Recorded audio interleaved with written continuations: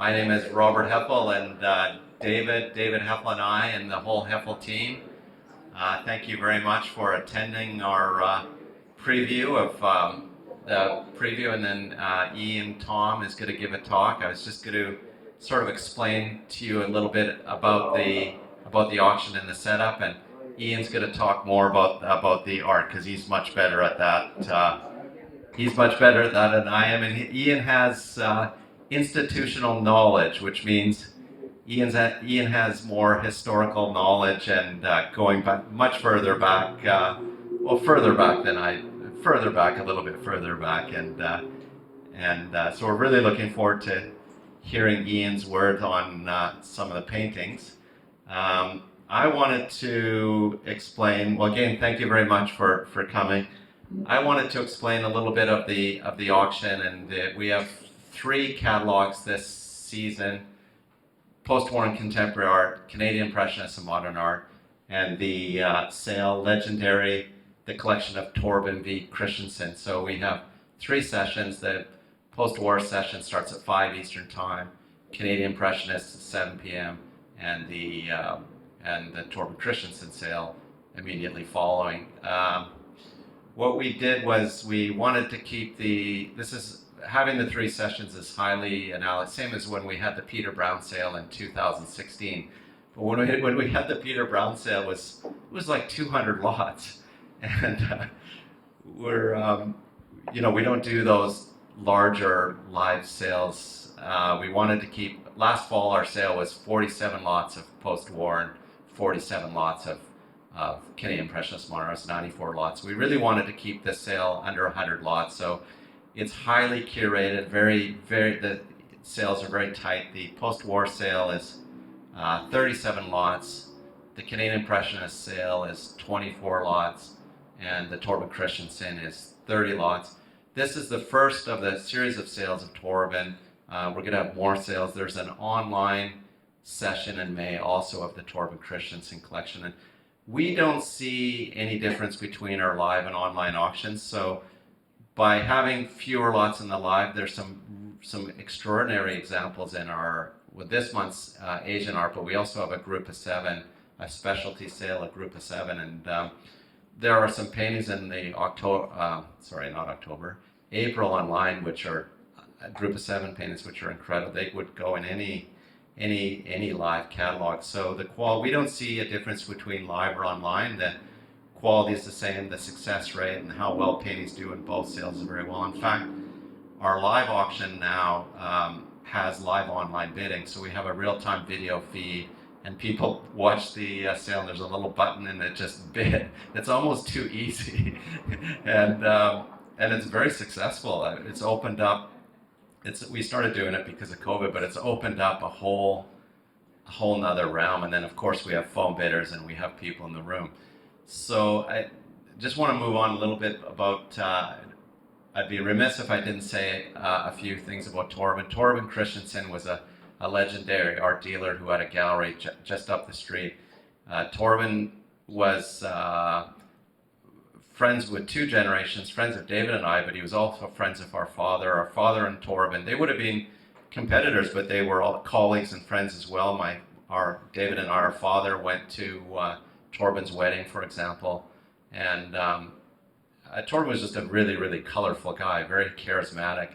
And how he got his start is he after World War II, NATO was training him. He trained on the P-51 Mustangs to fly in the P-51 Mustangs, and then something happened there, and there's a longer story in that. But he became an airline purser, and he was flying between Europe and Canada. And he was bringing paintings back from Europe and selling them here in Vancouver, and that was the start of as an art dealer. And then he bought the oldest gallery in Vancouver was called the Art Emporium. They had a gallery, a couple locations, but at Robson Street. And he bought the Art Emporium, and then eventually he had his gallery up on Granville Street here.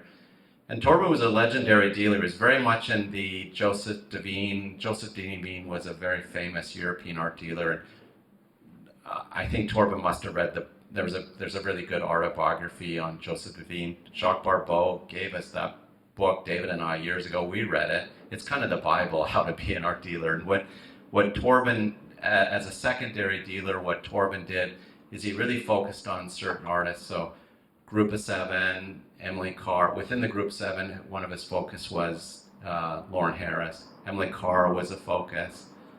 B.C. Binning was a focus. E.J. Hughes was a focus. So what he would do is he would buy an artist and just keep buying and have a pretty serious position. But by doing that, he was a big supporter of Canadian art, Canadian culture, because he really supported the market. But it was with Torben, it was also in his own best interest, because Riepel, did I mention Riepel was another artist he focused on, and that was very much in the style of Josephine, focusing on certain artists. And so in the 70s and 80s, Torben built some very fine collections here in BC and across Canada. And maybe there's some I don't know about probably internationally as well. He did sell international art.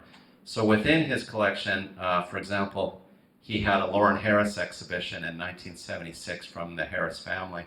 And these two Harris abstracts, Torben knew how important these paintings, both of them are. This is one of Lauren Harris's finest abstracts, and he still owns it today. So he was never in a hurry to sell a picture. But these paintings, he obviously, he knew. Ian will speak to that a bit more, but he knew how important these paintings are and kept them his whole life.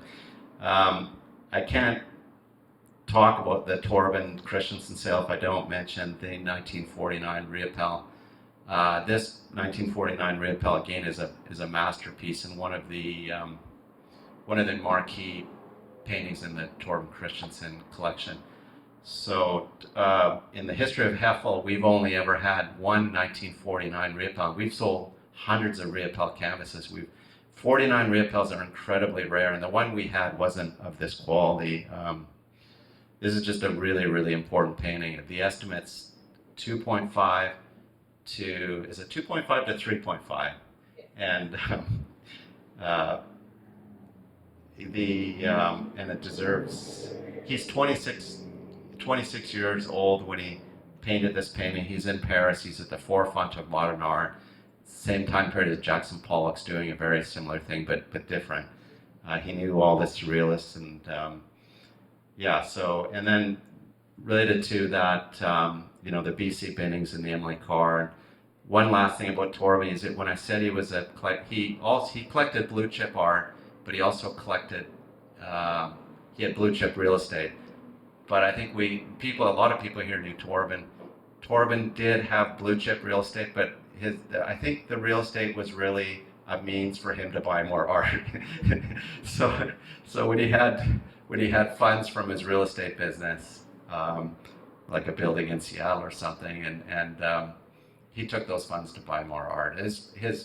He was passionate about art and real estate, but his real passion was his true passion was the keep building his art collection, and he was just a very, very good dealer. So that's where we are now in terms of this sale, and I'm going to pass the mic on to Ian Thom, and he's going to talk about some of the great paintings in the sale.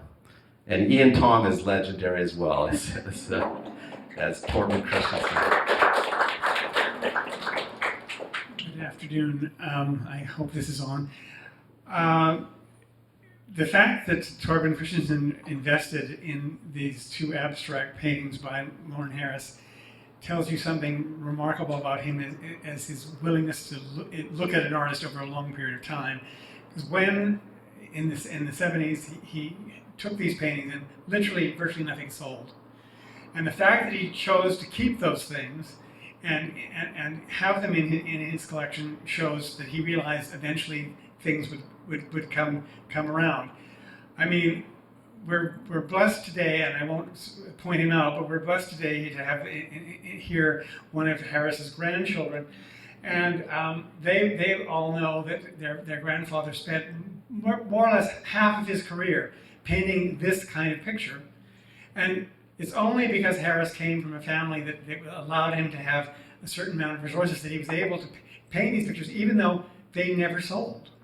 They never sold while he was painting them. And his willingness to put all of that energy into creating these images, which were amongst the most radical being produced in Canada at the time, just demonstrates how committed he was to producing this kind of work. So you see a painting like this one, which is mountain experience, I mean, is something that he worked on multiple times. And if you look at it very carefully, you'll see that he changed the painting a number of times as he was working on it, because he knew that these paintings were not going to be, taken up by collectors. It was a huge event when he had the exhibition of his abstract work at the National Gallery, because it was really an admission by the Canadian art world that these were worthwhile pictures to look at. I mean, Harris basically spent over half his life painting pictures like this. Now, what it must have been like to be Lorne Harris and have people come and say, I want a painting of a mountain, I want a painting of a sleigh, I want a painting of like this, and they come and visit his studio and walk away with paintings that were completely unlike what Harris was doing. But the other thing about Harris you have to understand is when he was living in Vancouver, he was central to the artistic life of this community. I mean, many younger artists used to go and visit Harris on Saturday for tea. Bess and Lauren would bring them over and would play new records that they bought on some of their trips. And more importantly, for all these young artists working in Vancouver, they would buy, Harris and his wife would buy their work. And that made a colossal difference to a whole range of artists. Someone like Gordon Smith, who you see in this wonderful early painting above here. Gordon, when he was a young man, literally had no market. And he sold a painting for $45, and he felt that was enough money to allow him to go to San Francisco in his little car and do an extra painting class. Imagine, $45. He finances a trip to San Francisco to take up working again. Now the other thing about Torben is Torben invested in a whole range of things. I mean, Robert has briefly mentioned obviously all the Riopels, and I'm not going to be talking about Riopel in any great length because quite frankly, I'm not a great expert on Riopel's work. I think I do know a bit about B.C. Bidding though. And there are two really extraordinary works by B.C. Bidding here. There's this wonderful little painting here, which is called Four Ships in Variable Weather Number 1. And it's from 1949. And Bidding was an artist who started off his career basically doing nothing but drawings. And it was a huge event in his life when he began to paint pictures like this. And often these small studies were studies for much larger canvases. The other thing that's critical about Bidding, and you see it in this painting over here, is that most of his early pictures, Bidding made the frames. Bidding made the whole environment in which the painting is seen. And so, should you decide to buy a B.C. Bidding, do not reframe it. That would be a terrible, terrible thing to do.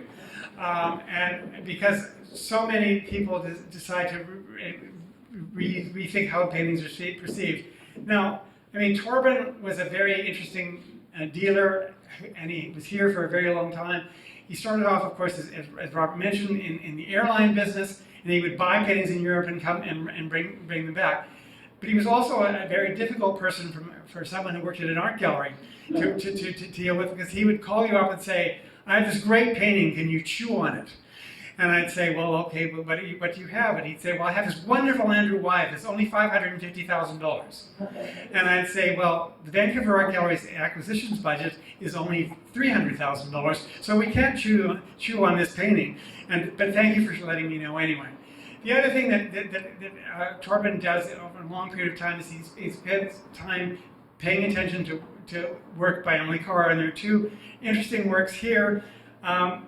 One very, very early, the gnarled tree, and one somewhat later, this oil on paper on board. Now, this is a painting that Emily Carr produced back in Canada after her training in France in 1911. Most of you will know, if you know anything about the history of Emily Carr, is that after she painted things in France, she came back and had a wonderful exhibition here in Vancouver, and people hated the pictures. She didn't sell a single one. This was a major blow to her, but she felt that she wanted to continue painting, and she produces a very small number of paintings, of which this is a really fine example. Now, what you will notice here, in particularly in this gnarled tree, is that she uses color that is not, strictly speaking, naturalistic as highlights. So there's little bits of red and little bits of blue in the middle of the field. I can assure you that field was not blue. But Emily Carr was looking at modernist painting in France, and this was an extraordinary thing to bring back to Canada. Now, when later on in her life, when she began to realize that she wanted to paint outdoors, she chose to shift to painting on paper. Now, the reasons for this are very, very simple. It was cheap. It was really cheap. And she could do it very quickly, and she thinned the paint out and produced these extraordinary images, which were initially intended always as studies for other paintings. And there's a great example in this sale, but it's not in Torben's sale. Downstairs, there's an Emily Carr oil on paper for one of Emily Carr's most important paintings, Scorned Timber, Beloved of the Sky. Now, that painting that's downstairs and this painting that's here was actually done out in the landscape. And they were done quickly. She used oil, she used gasoline to thin her oil paint so she could do things very, very quickly and they would dry quickly. She then took those paintings, like the sketches downstairs for Scorned Timber, Beloved of the Sky, and considered how she might change the composition. And there were a number of changes in the foreground of that from the sketch in the final canvas. The canvas is up on the 4th floor of the Vancouver Art Gallery right now. So if you wish to go and see it, you can have a look at what's downstairs here and go and see what changes she made, because there are always eventually changes. Of course, what happened with Emily Carr in oil and paper was eventually she realized it was not really that interesting to continue to paint oil on papers and canvases. So a lot of oil on papers do not have matching canvases. But the ones that do are an extraordinary turn of events. So that painting is something that I think is truly exceptional in terms of something being on the market.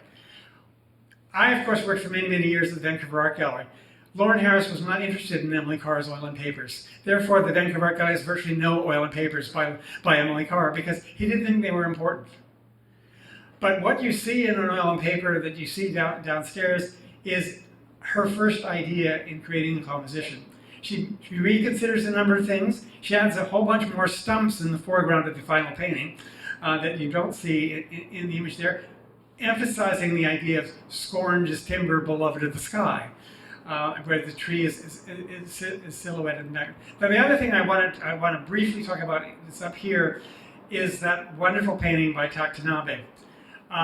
Tanabe is an artist who I've spent a great deal of my life thinking about. I did a major exhibition of his first major exhibition of his work.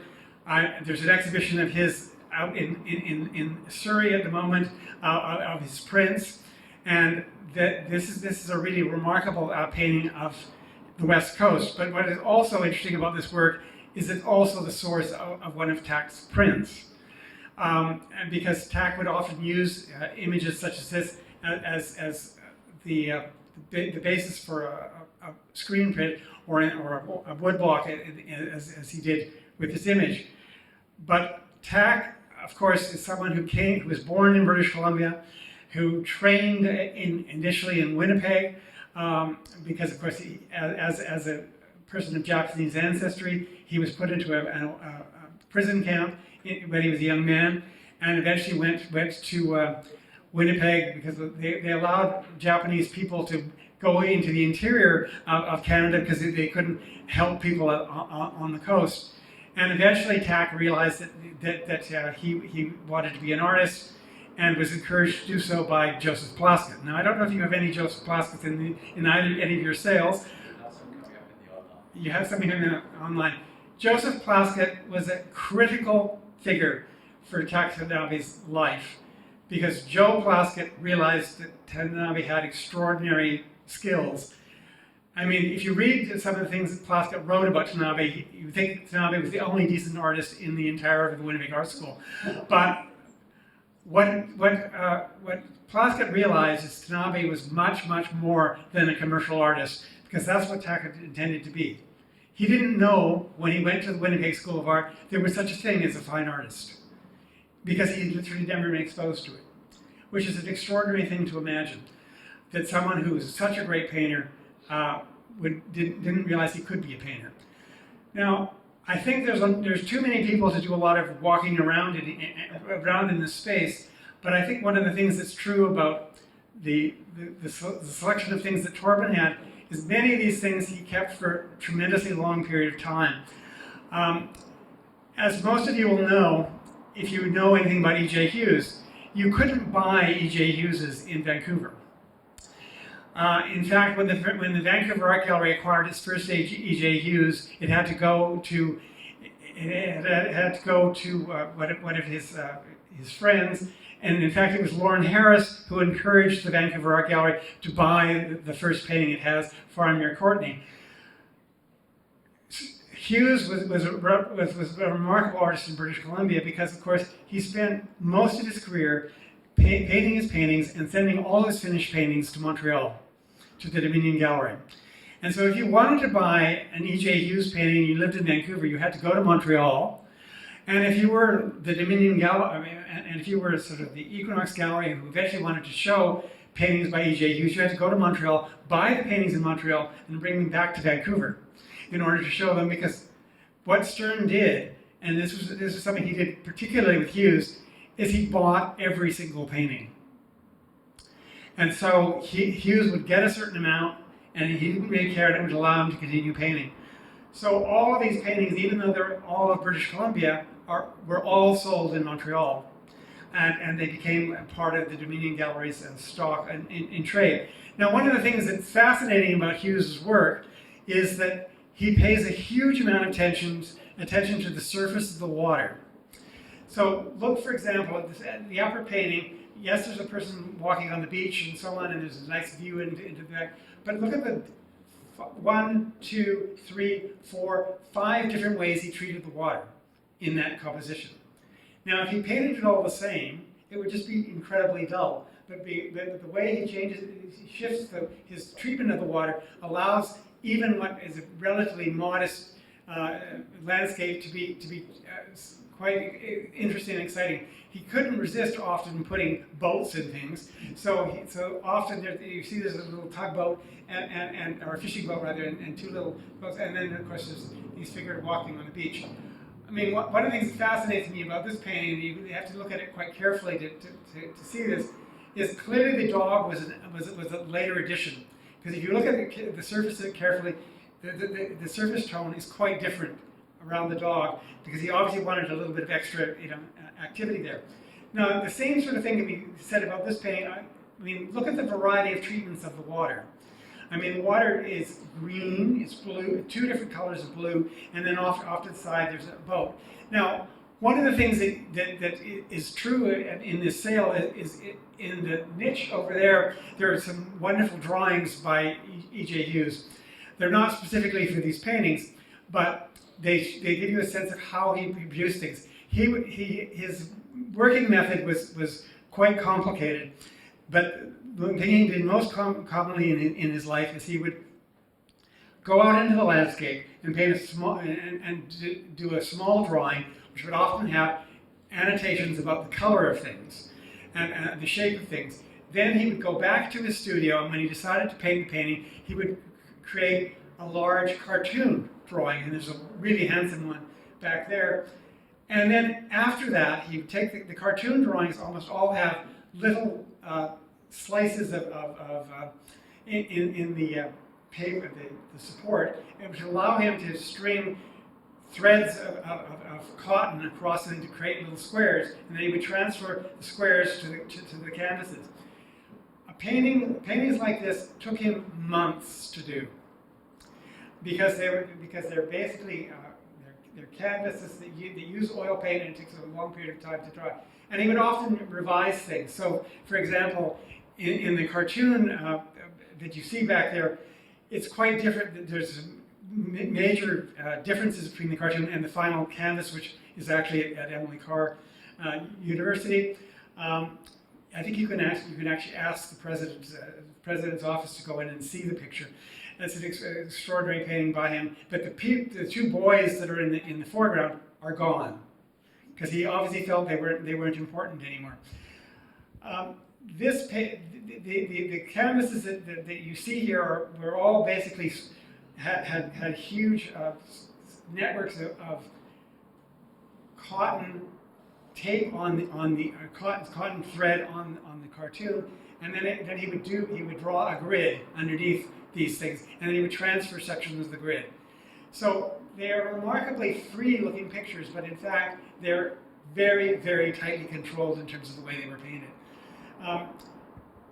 The fact that Hughes never looked at these landscapes directly is something that I think most people find quite extraordinary. The other thing that's interesting about him is that there might be often 20 years between when he did the drawing and when he did the final work.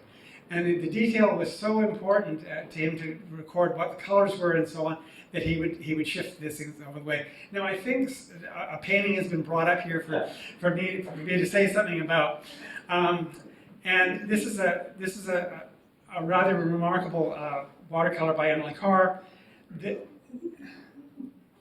and it relates, of course, to a major canvas at the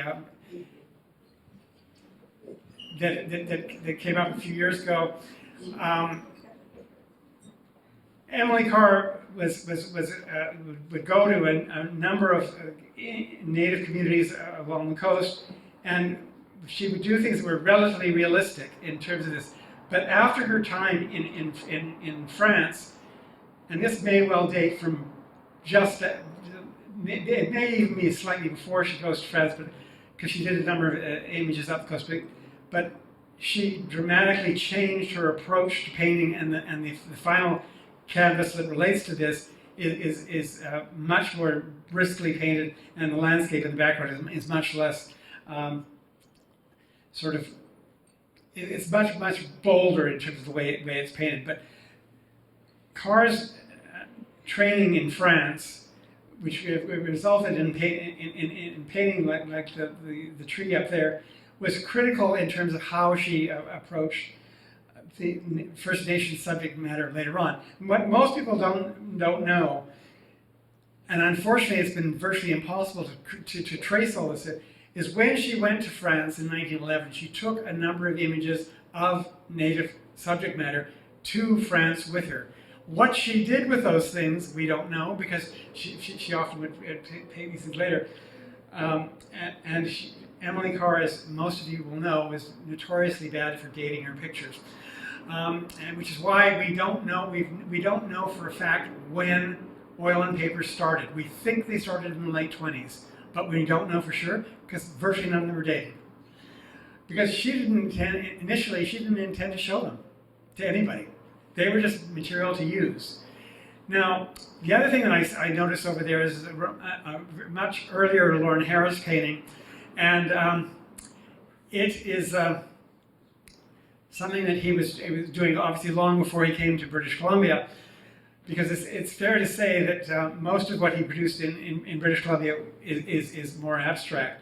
This is a painting that was probably done in Ontario, and you could see that he pays a great deal of attention to this sort of the shadows, and of course the wonderful contrast between the orange bricks, and I can assure you they weren't actually that color, but he hypes the color, and then the green of the trees, and that sort of sense of geometric pattern that you see here is interesting. The other thing that's interesting about this is it's in the Harris frame. And one of the things that Harris paid a great deal of attention to is the frames of his paintings, and many of his earlier sketches are in this kind of frame with gold front. And the other thing that you should also know is that these later ones are also in frames that Harris worked on. And so, should you decide to buy one of these pictures, do not reframe it. And I was one of. This one comes from the Harris family, and obviously one of the things that's fascinating is to look at the way he's treated the sort of edges of the eaves of the house, and the wonderful sense of shadow that you see throughout the whole picture. there's obviously extraordinary amount of sunlight here, but there's also a joy in depicting the way the shadow falls across the surface of the house. Sorry, Robert. But the other thing that's interesting about this is how he defines the space where you are by this very, very roughly painted group of flowers in the foreground, which obviously you are in front of, looking into this wonderful setting. The other thing that's interesting is, if you pay attention, this window has the shutters open, and this window has the shutters closed. So again, it provides a little bit of activity within the surface of the picture, but you get a real sense of the sunlight coming in from the right hand, this left hand side of the composition, and look at how vividly the shadow is affected here on the ground. I mean, it's a lovely early Harris painting, and it's the sort of thing that only he did. If you look at anyone else in the group, no one else painted paintings like this. And that sense of sheer identity is something that really you have to really commend Harris for, because when he was painting these sort of later abstract paintings, no one else in Canada was painting paintings like this. And he did them because he felt convinced that they were important things to do, and they told something about his belief in theosophy and so on. But only a person like Harris could do that, because Harris, of course, came from a very well-to-do family, and he had money, and he was able, therefore, to paint pictures and not worry about having to sell them. And that support I mentioned earlier of younger artists, again, was something critical. I mean, there's a wonderful story about a collector here in Vancouver who wanted to buy Harris paintings, and they went to see him and said, "Well, I'd like to buy a painting." And Harris said, "Well, you're not ready." And so the collector said, "Well, what I need to be ready? What do I need? Well, you need to buy paintings by by Gordon Smith. You need to buy things by Alistair Bell. You need to buy things by Don Jarvis. You need to buy all these things." So this collector went out and bought about 40 things by all these other artists that had been recommended by Harris. And he went back and he said, "Well, I think I bought all these paintings. Am I ready for a Lawrence Harris now?" And Harris said, "Yes, I'll sell you a painting."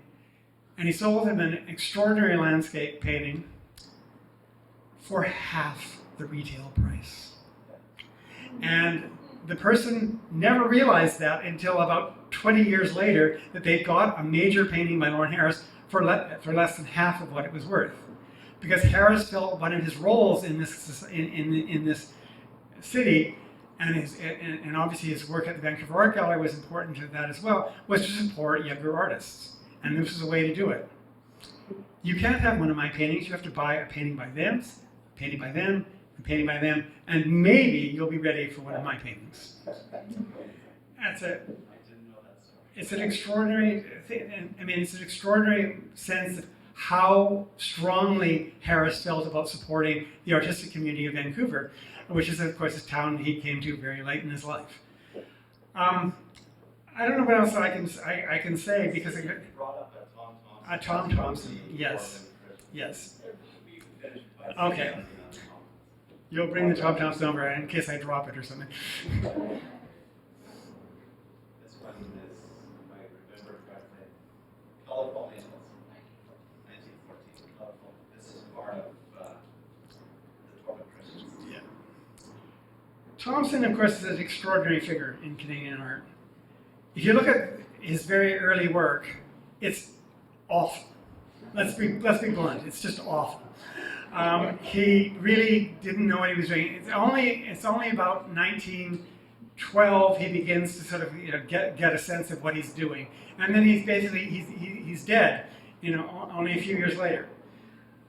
What he was able to do, though, was take and look at the Canadian landscape, the Ontario landscape mostly, of course, in a way that no one else had looked at it. I mean, when Thompson was still producing work, A.Y. Jackson wanted to go sketching with him. A.Y. Jackson wanted to go and see what he did. Harris went and spent a bit of time with him. These were images that treated the Canadian landscape in a way that no one else had ever treated them. I mean, the fact that it was essentially a career of basically 5 years is extraordinary. Because you look at Thom Thompson's work prior to 1912, it's awful. I mean, I worked one of my jobs was working at the Big Michael, and they had a couple of really early works by him that I wouldn't thank you for. But the fact is, they were by him, and he was finding his way, and he was supported by a number of collectors in Toronto, and he was, of course, supported by the artists who became members of the Group of Seven. The reason why Thompson is not a member of the Group of Seven is he was dead before the Group of Seven came along. Otherwise, there's no question he would have taken Franz Johnson and pushed him right out of that group. Because frankly, he's a much better artist. But I think the fact that Torben valued his work demonstrates that this was a high point in Canadian art. No one, again, was doing anything like this. If you look at Thompson's very brief, important parts of his career, no one in Ontario, in Quebec, anywhere else in the country was doing things like this. And that's something you have to, marvel at and realize that he was supported by the artists who became members of the Group of Seven because they realized just how truly special he was. Thank you, Ian. Great talk. I want to clap too.